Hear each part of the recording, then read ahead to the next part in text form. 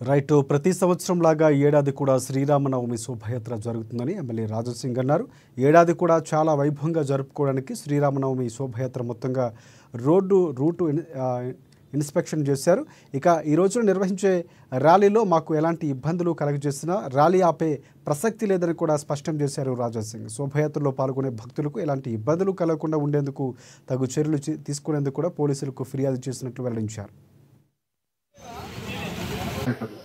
వ్యవస్థ గురించి ఏ విధంగా మేము చెప్తామంటే మా మున్సిపల్ కార్పొరేషన్ నుంచి చాలా మంచి సహకారం దొరుకుతుంది.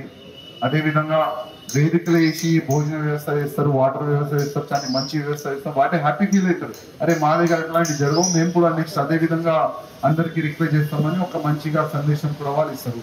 కానీ ఈ సంవత్సరం ఎట్లాంటి కూడా ఇబ్బంది రాకుండా డీసీ గారు ఇది శోభయాత్ర మీకు ఫస్ట్ అనుకుంటా, ఈ సంవత్సరం ఎట్లాంటి కూడా ఇబ్బంది రాకుండా మీ మున్సిపల్ కార్పొరేషన్ అన్ని వరకు మీరు పర్సనల్ గా చూడాలని నేను రిక్వెస్ట్ చేస్తున్నా. అదేవిధంగా మా జిఎం గారికి ఒక నివేదిక, ఎందుకంటే శ్రీరామనవమి రోజు ఒకవేళ వాటర్ సప్లై ఉంటే అది ఎర్లీ మార్నింగే మీరు ఇచ్చేసేయండి. ఎందుకంటే ఎక్కడిక్కడ పచ్చి అయితే మొత్తం కార్యకర్తలు లాక్స్ ఆఫ్ పీపుల్ రోడ్ పైన ఉంటుంది, చాలా గలీజ్ కనబడుతుంది. ఒకవేళ వన్ డే ముందే మీరు వాటర్ ఇస్తే చాలా బాగుంటుందని నేను మీకు రిక్వెస్ట్ చేస్తున్నా. అదేవిధంగా చాలా వరకు కొన్ని బోర్లు ఖరాబ్ అయిపోయింది, బోరు రిపేర్ చేయడానికి మా వాళ్ళు తీసుకొని వెళ్తారు మీ వాళ్ళు.